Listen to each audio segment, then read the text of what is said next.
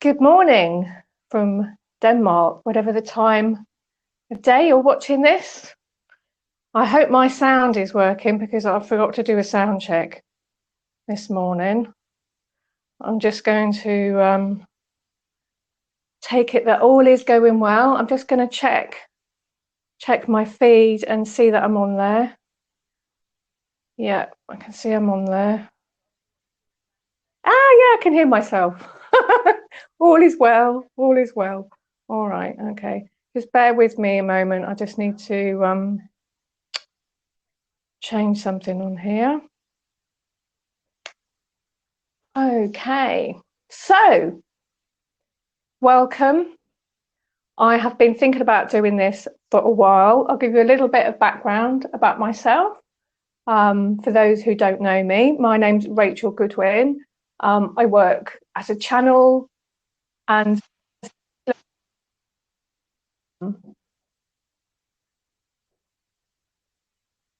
I just got a message from someone saying they're not seeing me, but I've just seen me on the page. So I don't know what's happening there. But I mean, this will be here as a recording later, so that's okay. So I started training as a save Kona last year, and I'd done an introductory course the year before. And this is Nordic shamanism. It's working with old ways, finding how to work with them in today's world. And one of the things that we work with is runes. Now, I try to work with runes quite a few times by myself. I got a message from Spirit. They said, make your own set of runes. They're your power. I was like, okay, if you say so. And I gave it a go and I made my runes and I loved my runes. Howard's got on. Good. That's great, Howard. Welcome. Hi. I know a lot of people are going to be watching this later from the States. I have to do this at 10 o'clock in the morning because it's when I'm fresh and this is my time of the day. This is something I would be doing anyway. And I'm just recording what I'm doing to share with everyone because I think some of the things I've learned, they're so simple, but they're quite useful. So, yeah, I try to like many people do, I try to learn how to work with the runes by reading stuff about it. And that's the first thing I want to say. So it's like, if you think about, like, you want to get to know someone, what's the best way to do that? Well, it's to go and meet them. Yeah, it's to get your own impressions with them. You can read books about them.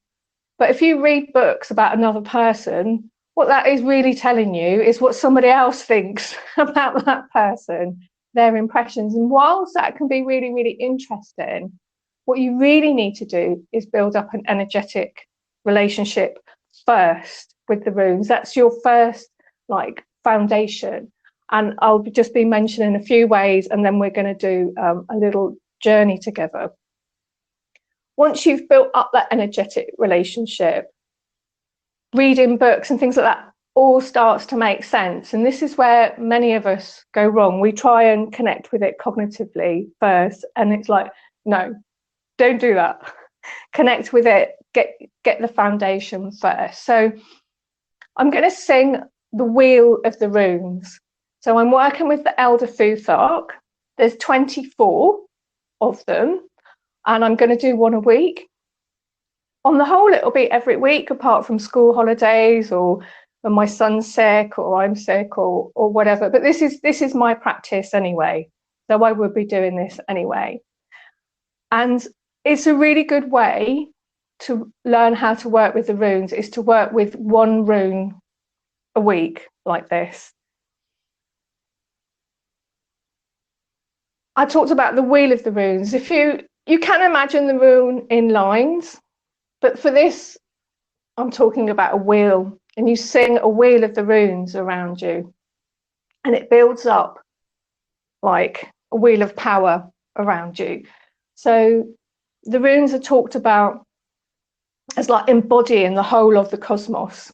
So if you sing all of the runes or speak or chant all of the runes, you're building up an energy of wholeness, which is very powerful and very healing. And then after I've done that, we're going to focus on this one here, which is the doorway. So I work with the runes in a slightly different way to maybe what you would see. I'm using the Scandinavian names, but I'll be showing them to you so you'll see what they are if you don't recognize the word that I'm using. And also I'm being taught to work with it as the Uthark rather than the Futhark. And that is, you start with this one.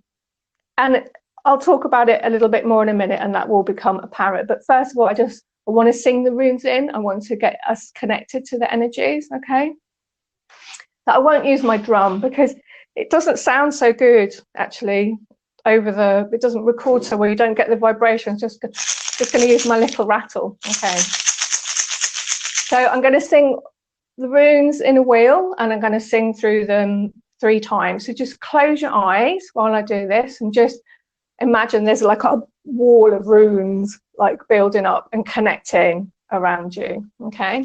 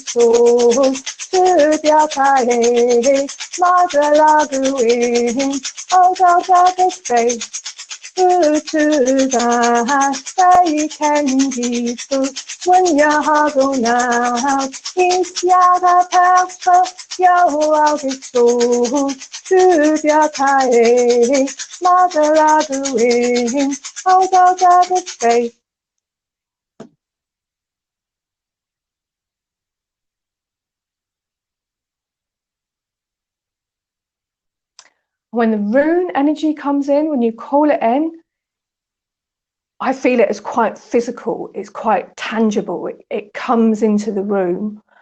And this is what I love about the runes and why I've called this page Ascension Runes.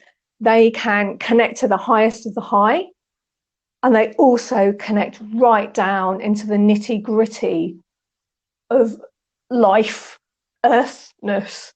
So it's wonderful for like grounding ascension energies. And when you work with the Wheel of the Runes, you can work with it in different ways. You can work with it just to work and connect with each rune. Each rune is this huge doorway of energy. And then, and this is what we're going to do, you can connect with the runes from a certain perspective. And this is what I'm journeying for. So in a moment, I'm going to just play a bit of drumming and I'll instruct you in what you have to do. And we're going to tune into the runes. And I'm going to be doing it from the perspective of ascension. And when I say ascension, I really mean an evolutionary earth process that we're going through at the moment. So I'm going to connect to which is spelled U-R.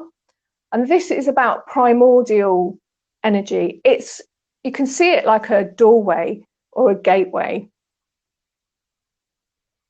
And we're like coming through this as like humanity, but I'll see what comes.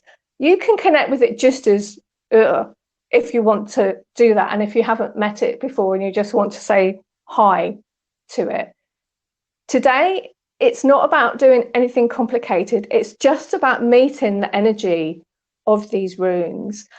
And the ways you can do that is sit and hold it in your hands. And I'll make a few suggestions and then you just see what happens, which one kind of comes to you once we start doing the journey. sometimes I imagine that the rune grows like over me and I'm like sitting in it. Sometimes it surrounds me in like a circle of them. It can be quite nice to chant the sound and just go, or, you know, as fast as slowly as kind of comes to you. Another thing you can do is you can breathe the rune in and out. I have this wonderful book here, and that suggestion comes from he's a Swedish guy, and his name's Johan Eriksson, and he made that suggestion about the breathing, which is lovely. And you can either imagine like you're breathing the shape in and see it if you're a visual person, or you can imagine that you're breathing the sound on the in-breath, breathing the sound on the out-breath. That's another way to do it. Let me see, I wrote down a few things. Oh yeah, another thing you can do is, so if you're holding it in your hands, you can imagine like the energy of is like coming up your arms and going down into your heart. And then your heart energy is coming up through your arms and going down into You can imagine that. So making this sort of strong connection through your heart center. I just tend to sit and hold it and just open to it and just see what happens. I'm going to play some drumming, and this is just I say a journey, but it's not. It's maybe a bit of a big word for it. Going to play some drums. It's just for us to have something to listen to while we're doing this, and it will be about 10 minutes, I think. Just want to.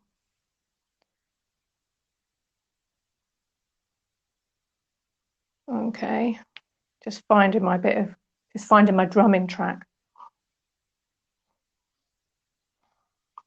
But because I know many of you are going to be watching this later on in the day, I'd really love it if you shared how this goes for you, things from your contact with the runes, and also any questions. I will look back later and like go through and answer any questions that you have, and I'll be able to also talk about things like the next week. If it's quite a big subject, then I'll be able to talk about it the next week. But I am going to be doing some like longer teaching sessions on Learn It Live at some point. There's some really fantastic things you can do with the runes.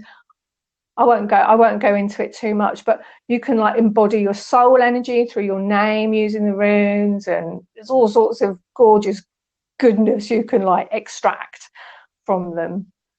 So where was I? Oh yeah, I was supposed to be looking for my drumming track. All right then, so here we go. So I'm just going to take my microphone off and put it next to the drumming and hope that works okay. Oh yeah, I'm just taking it off, haven't I? Right, so 10 minutes now. If you haven't got this rune, just write it on a bit of paper. You don't even have to have your own set of runes to work with these. Just write it on a bit of paper and sit and hold that. Or you can work with the sounds, or you can visualize it if you don't have a pen and paper. All right, so you can work with the runes regardless. You don't need some fancy set, although of course, you know, it's lovely to have these things sometimes. You don't need them. All right, so I'm just going to play the drumming track now and then see you in about 10 minutes.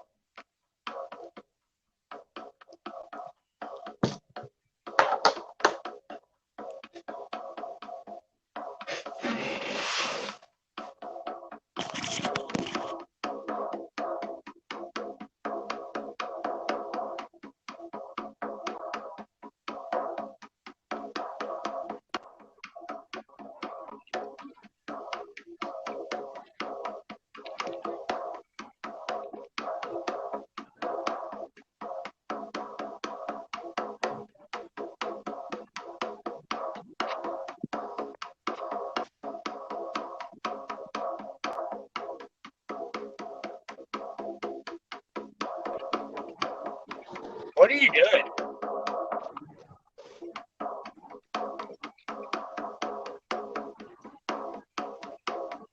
Hello?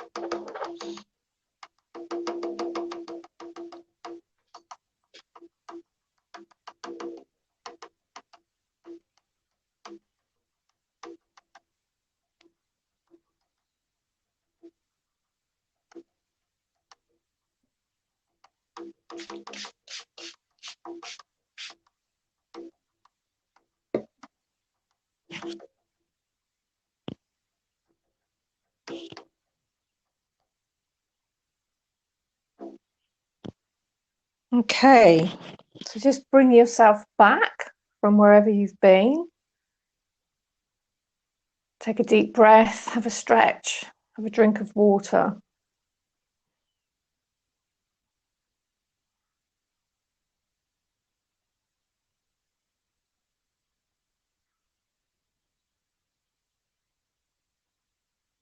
Now I have a little book for my rune journeys, so I will write down what I got in there in a moment.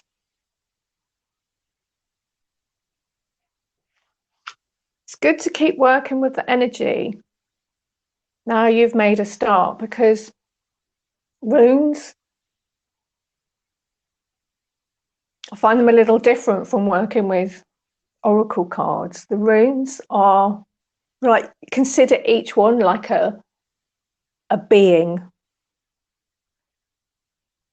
They act on you. When you call them in, they act on you. They bring you healing. They bring you wisdom and information, but they act on you energetically.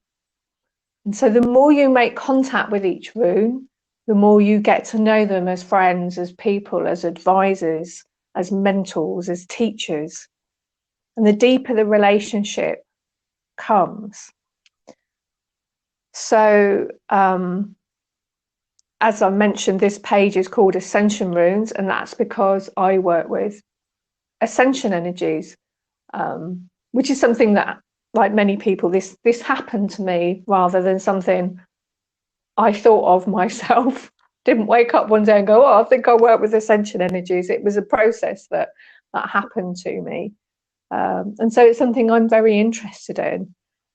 And when I asked this rune today for, you know, what it wanted to say to me, what I saw myself like expanding out and becoming that doorway. So like the human body becoming that doorway. And it was like a portal for the ascension energies to come in.